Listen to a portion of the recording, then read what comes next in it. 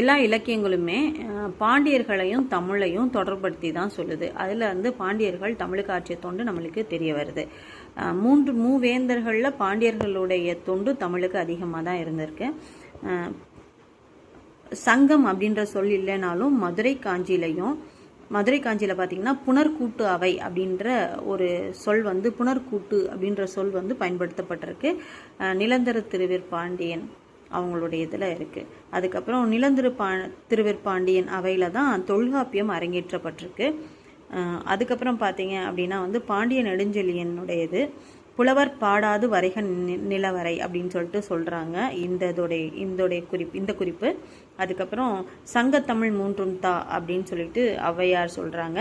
மகாபாரதம் தமிழ் படுத்தும் மதுராபுரி சங்கம் வைத்து அப்படின்னு சொல்லி சின்னமனூர் செப்பேடு சொல்லுது. மகாபாரதத்தை தமிழ் படுத்தக்கூடிய டிரான்ஸ்லேட் பண்ணக்கூடிய ஒரு பணியை செஞ்சுருக்காங்க அப்படின்றது தெரிய வருது.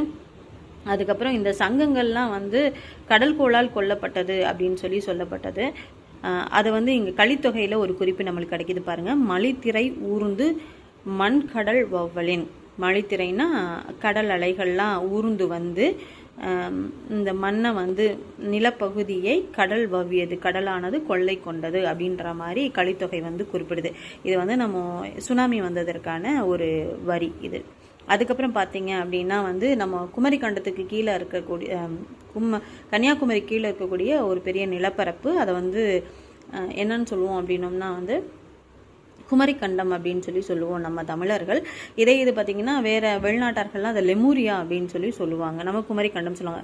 லெமூர்ன்ற பாலூட்டி விலங்குங்க அதிகமாக இருந்தனால அவங்க வந்து லெமூரியா அப்படின்னு சொன்னதாகவும், நம்ம வந்து குமரிக்கண்டத்தோடு இணைந்திருக்கனால நம்ம குமரிக்கண்டம் அப்படின்னு சொல்லுவாங்க. இந்த குமரிக்கண்டத்தில் பகுருளின்னு ஒரு ஆறு இருந்ததாகவும், பன்மலை அடுக்கு நம்ம மேற்கு தொடர்ச்சி மலை மாதிரி வரிசையாக இருக்கக்கூடிய மலை அடுக்குகள், அதுதான் பன்மலை அடுக்குன்னு சொல்கிறாங்க. அதுக்கப்புறம் குமரி மலை அதெல்லாம் இருந்திருக்கு.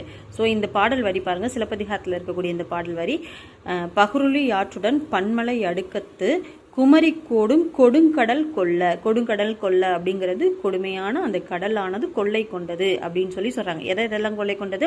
பகுருளி ஆறு, அப்புறம் பல மலைகள் அடுக்கி இருக்கக்கூடிய இந்த அமைப்பு, அதுக்கப்புறம் நம்ம குமரி கோடு அப்படின்னா மலை, குமரி மலை, இது எல்லாத்தையும் வந்து கடலானது கொள்ளை கொண்டு சென்று விட்டது அப்படின்னு சொல்லிட்டு சிலப்பதிகாரத்தில் குறிப்பு காணப்படுது. இதெல்லாம் வச்சு பார்க்கும்போது நம் முதற் சங்கம் இடைச்சங்கம்லாம் வந்து இந்த 3 சங்கங்கள் வந்து கடல் கோளால் கொல்லப்பட்டது அப்படின்னு சொல்லக்கூடிய இந்த விஷயங்களும் அது வந்து கலித்தொகையும் சிலப்பதிகாரமும் நம்மளுக்கு உறுதி செய்யுது.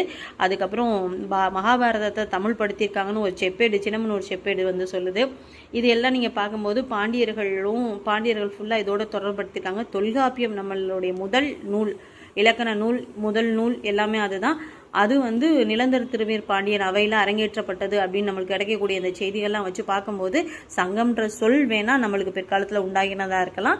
ஆனால் சங்கம் என்பது கூடல் என்ற பெயரிலும் அவயம் என்ற பெயரிலும் துறை, தொகை, புனர்கூட்டு அவை இந்த மாதிரி பெயர்களில் நம்ம கிட்ட முன்னாடி இருந்தது அப்படின்றது உறுதி செய்யப்படுது.